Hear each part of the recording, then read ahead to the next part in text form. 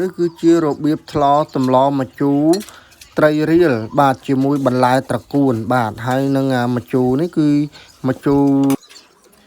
រត្រួយអំពិលហ្នឹងហើយដាក់ត្រួយអំពិលវាឆ្ងាញ់ជាងដាក់ម្ជូរផ្លែវាអាតុំអីចឹងណាវាឆ្ងាញ់ជាងបាទមុនដំបូងឡើយនេះគឺយើងដាក់ទឹកនៅលើភ្លើងយើងដាក់ឆ្នាំងលើភ្លើងយើងដាក់ទឹកឲ្យដាំឲ្យពុះយើងត្រូវដាក់រំដេងដាក់ស្លឹកក្រូចស្លឹកគ្រៃបាទហើយនឹងខ្ទឹមសបាទរួចហើយទឹកពុះហើយគឺយើងត្រូវតែជ្រុំប្រហុកចូលទៅបាទជ្រុំប្រហុករួចរាល់ហើយក៏យើងត្រូវដាក់ត្រីចូលទៅបាទមិនចាំឲ្យទឹកពុះម្សាទៀតទេបាទយើងដាក់ត្រីចូលទៅរួចហើយគឺយើងច្រាំនេះត្រួយអំពិលបាទជាម្ជូររបស់យើងហ្នឹងបាទយើងច្រាំវាឲ្យល្អិតមកល្មមបាទរួចហើយក៏យើងត្រៀមទុកនឹងបង់ចូលទៅបាទនេះបង់ចូលទៅរួចហើយបាទយើងក៏ត្រូវចាំឲ្យវាផ្ងំមួយចន្ទុះបាទពុះ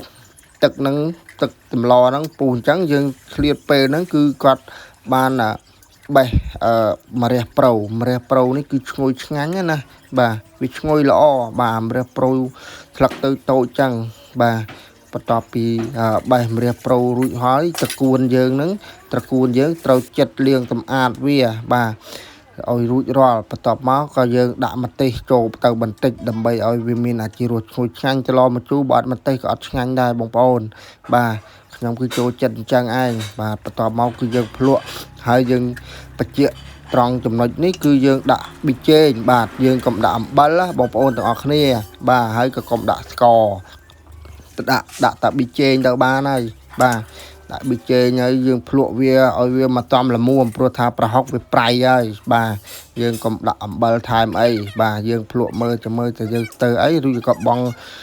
មើលតំល្មមហើយត្រីវាឆ្អិនអីចឹងយើងបងបន្លែចូលទៅបាទបន្លែនេះគឺបន្លែត្រកួនយើងហ្នឹងគឺបងចូលទៅរួចហើយយើងដាក់ឲ្យវាពុះមួយចន្ទុះទៀតអញ្ចឹងបាទដើម្បីឲ្យវាទុនហូបទៅវាមកល្មមឆ្ងាញ់អញ្ចឹងណាបាទរួចហើយគឺយើងភ្លក់មកតាទៀតថាយើងស្ទើអីអញ្ចឹងយើងក៏ថែមគ្រឿងនឹងបន្ថែមតិចទៀតទៅបាទហើយក៏